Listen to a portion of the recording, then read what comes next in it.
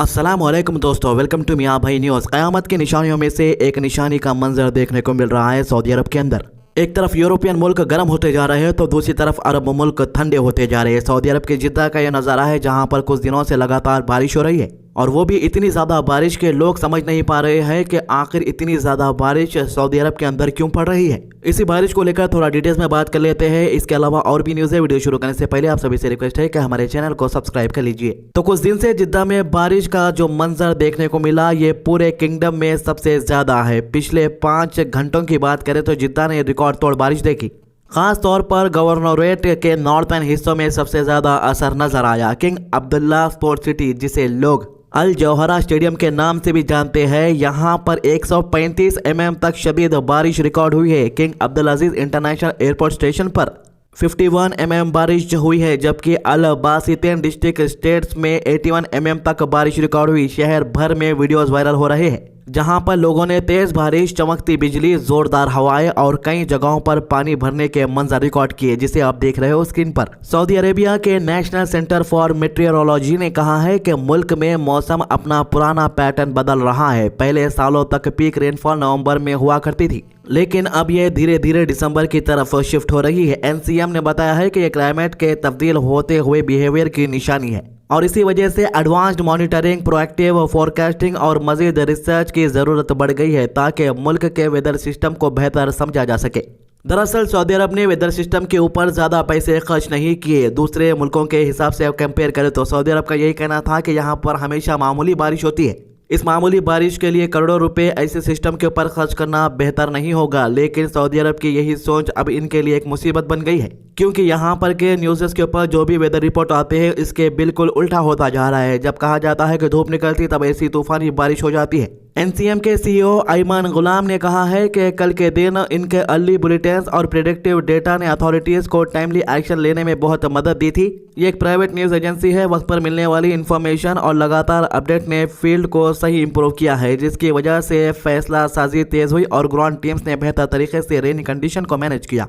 Saudi अरब से यह भी अपडेट आ रही है कि एनसीएम की रिसर्च, डेवलपमेंट और इनोवेशन टीम अब स्पेशलाइज्ड स्टडीज कर रही है ताकि यह समझा जा सके कि रेनफॉल पैटर्न क्यों शिफ्ट हो रहा है, इसके पीछे कौन से एटमॉस्फेरिक फैक्टर्स है और इसका मुल्क पर लॉन्ग टर्म असर क्या पड़ेगा। एनसीएम और गवर्नमेंट एजेंसीज के दरमियान कोऑर्डिनेशन भी पहले से ज़्यादा मजबूत हो गया है। जिद्दा में कल रेड सी फिल्म फेस्टिवल को भी बहुत बड़ा चैलेंज फेस करना पड़ा। लाइटनिंग स्टॉर्म और टोरेंटियल रेन की वजह से फेस्टिवल का शौक मार्केट एरिया और कल्चर स्क्वायर स्क्रीनिंग हब तुरंत बंद कर दिया गया। पार्टिसिपेंट्स को कल करीब 1:45 बजे मैसेज मिला कि वेदर कंडीशन खराब है, इसलिए सब लोग होटल में ही रुके और जो लोग बाहर हो वो अपनी सेफ्टी कंफर्म करें। ये सब मंजर एक तरह से हमें याद दिलाता है कि मुल्क का यानी सऊदी अरब का वेदर सिस्टम अब कितना रैपिडली चेंज हो रहा है। एनसीएम ने रिफर्म्स किया है कि वो अर्ली वार्निंग सिस्टम को और बेहतर बनाएंगे, मॉनिटरिंग और फोरकास्टिंग कैपेबिलिटीज़ को एडवांस करेंगे ताकि फील्ड टीम्स को हमेशा वक्त पर सही मालूमात मिलती रहे और हर हाई इम्पैक्ट वेदर इवेंट का टाइमली रिस्पांस दिया जा सके। कल जिद्दा की रोडों के ऊपर पानी जमा हुआ था, बिजली की चमक थी, तेज बारिश थी और लोगों का रिएक्शन था। ये सब मिलाकर एक ऐसा दिन बन गया जो लोगों को देर तक याद रहेगा। जिस तरह के वीडियोस में हेवी रेनफॉल का मंजर दिख रहा है, ये क्लियरली बताता है कि जिद्दा ने एक बहुत ही इंटेंसिव वेदर सिस्टम को फेस किया है, लेकिन अथॉरिटीज और मेट्रियोलॉजी टीम्स की मेहनत की वजह से सिचुएशन को काफी हद तक कंट्रोल में रखा गया है। और सऊदी अरब के कुछ इलाकों में जहां बर्फ पड़ रही है वहां का भी मंजर आपके स्क्रीन के ऊपर आप देख सकते हो। अब बात करते हैं मोहम्मद अहमद की। मोहम्मद अहमद का नाम पूरे हैदराबाद में कल से फिर चर्चा में है, क्योंकि ये आखिरकार रशिया से सेफली अपने घर हैदराबाद लौट आए हैं। अच्छा, इनके बारे में डिटेल्स बयान करने से पहले आपको बता दूं कि इनको यहाँ पर तक लाने के लिए एमबीटी और एएमआईएम दोनों की तरफ से काफ़ी मेहनत हुई है और मेहनत का नतीजा ये अपने घर सेफली पहुँच गए हैं। सभी लोगों को पता है कि मैं किसी भी पार्टी के दबाव में या किसी पार्टी के सपोर्ट में वीडियो नहीं बनाता हूँ। जो पार्टी अच्छा काम करती है वो अच्छा काम मैं बताता हूँ, अगर कुछ गलत काम करती है तो वो भी आप लोगों तक पहुँचाता हूँ, और यही खूबी पब्लिक को मेरी पसंद आती है। अल्हम्दुलिल्लाह इसी वजह से मिलियंस में व्यूज आते हैं हर महीने। तो खैर, खैताबाद के रहने वाले ये बेचारे अहमद एक ख्वाब लेकर इंडिया से निकले निकले थे, लेकिन इनका ये सफर ख्वाब से बदलकर एक कोच नाइटमेयर बन गया। अहमद को मुंबई का एक एजेंट आदिल, जो ट्रस्ट कंसल्टेंसी का मालिक है, उसने एक कंस्ट्रक्शन जॉब का वादा करके रशिया भेज दिया। अहमद ने समझा कि वहां पर ईमानदारी से मजदूरी करेंगे, अच्छी कमाई करेंगे और अपने बच्चों के लिए बेहतर जिंदगी लाएंगे, लेकिन रशिया पहुंचते ही इनका सपना टूट गया।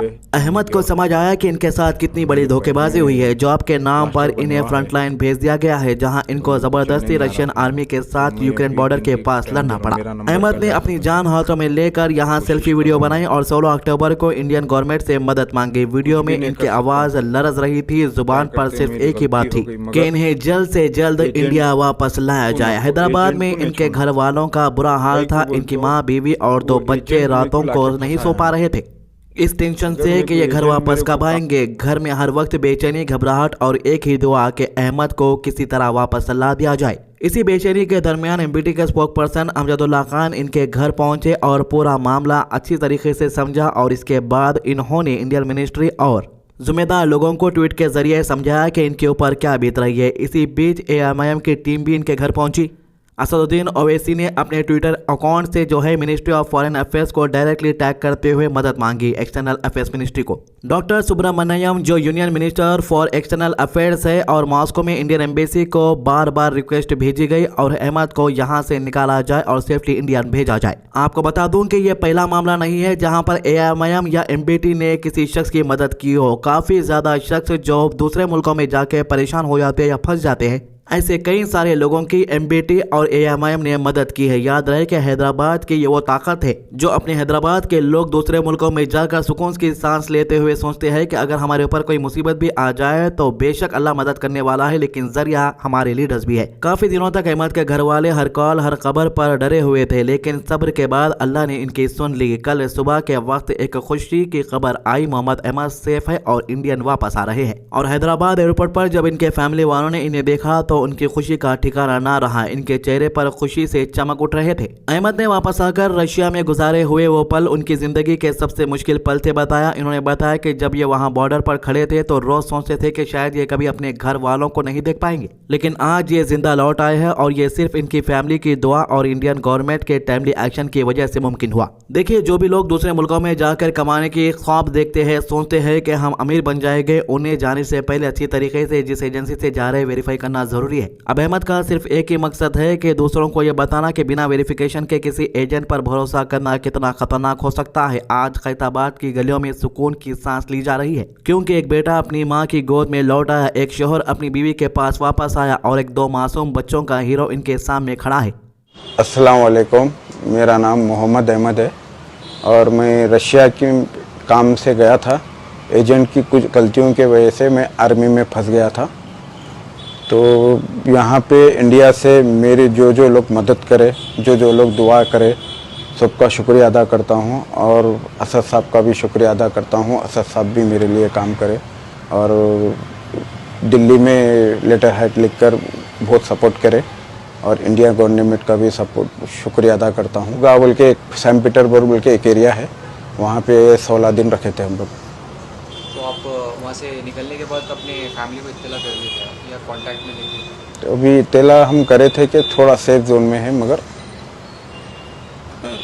वो कब भेजते हमको नहीं मालूम था। भाई अल्लाह का लाख लाख शुक्र है और ये मामूली बात नहीं है कि एक शख्स फ्रंट लाइन पर है जंग की। रशिया यूक्रेन जंग की फ्रंट लाइन पर लड़ रहा है और ये शख्स सही सलामत बिना जिस्म के ऊपर एक खरोच के वापस अपने घर लौट आया है। ये इनकी फैमिली की दुआ का असर है।